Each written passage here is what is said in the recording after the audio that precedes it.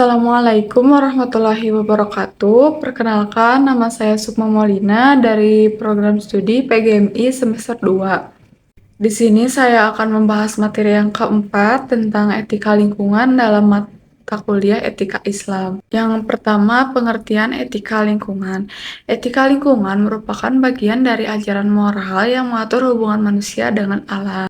Dalam Islam, manusia tidak hanya sebagai pengguna, tetapi juga sebagai khalifah atau pemelihara di bumi yang bertanggung jawab untuk menjaga keseimbangan lingkungan.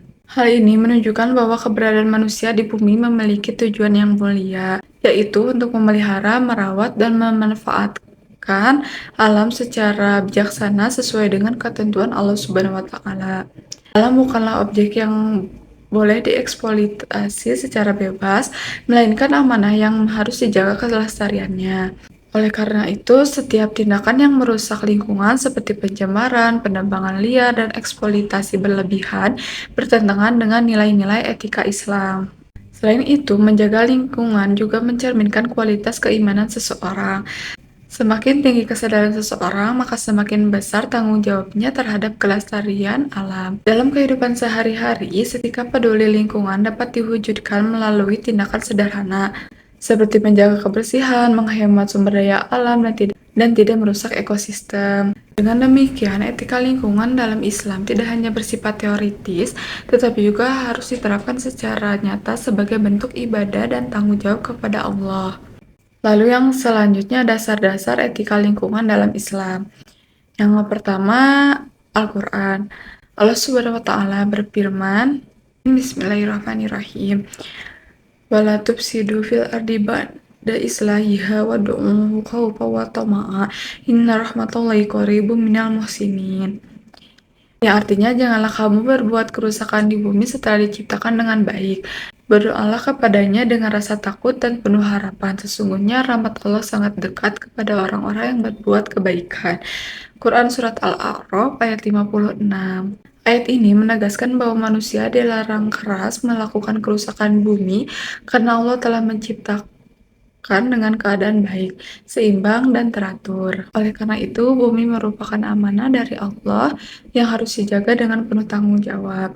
Sebagai khalifah di bumi, manusia memiliki kewajiban untuk merawat, memelihara, dan melestarikan lingkungan agar tetap bermanfaat bagi kehidupan sekarang maupun generasi yang akan datang. Yang kedua, hadis. Ada salah satu hadis riwayat Bukhari, tidaklah seorang muslim menanam pohon atau menanam tanaman, lalu hasil tanaman tersebut dimakan oleh burung, manusia, atau binatang, melainkan tanaman tersebut menjadi sedekah baginya. Hadis ini mengajarkan bahwa menanam tanaman bukan sekedar aktivitas duniawi, tetapi juga bentuk ibadah dan sedekah yang pahalanya terus mengalir. Ini menjadi dasar kuat dalam etika lingkungan dalam Islam, bahwa manusia harus berperan aktif menjaga dan memberi manfaat bagi alam dan semua makhluk hidup. Selanjutnya, konsep dasar hablum minallah dalam etika lingkungan. Hablum minallah adalah hubungan manusia dengan Allah Subhanahu wa Ta'ala.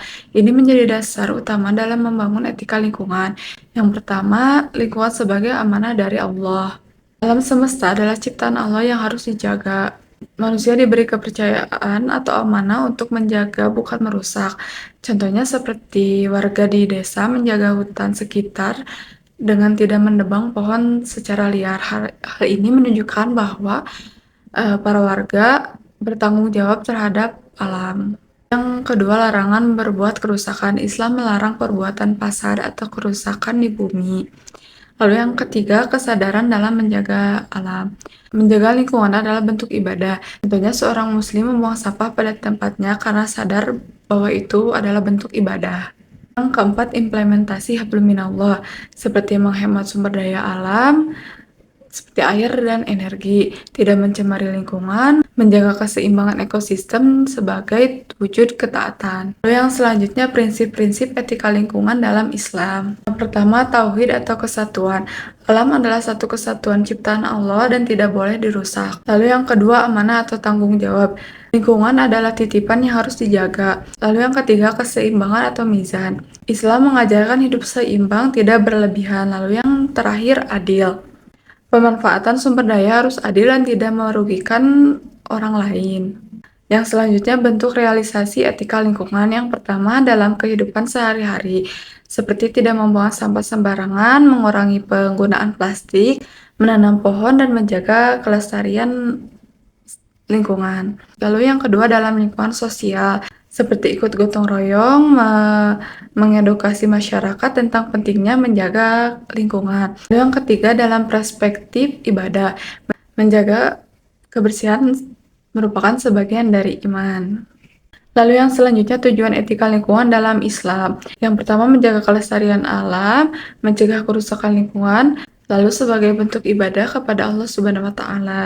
Untuk materi kali ini dapat saya simpulkan bahwa etika lingkungan dalam Islam berakar pada konsep hablum minallah, di mana menjaga alam merupakan bagian dari ibadah.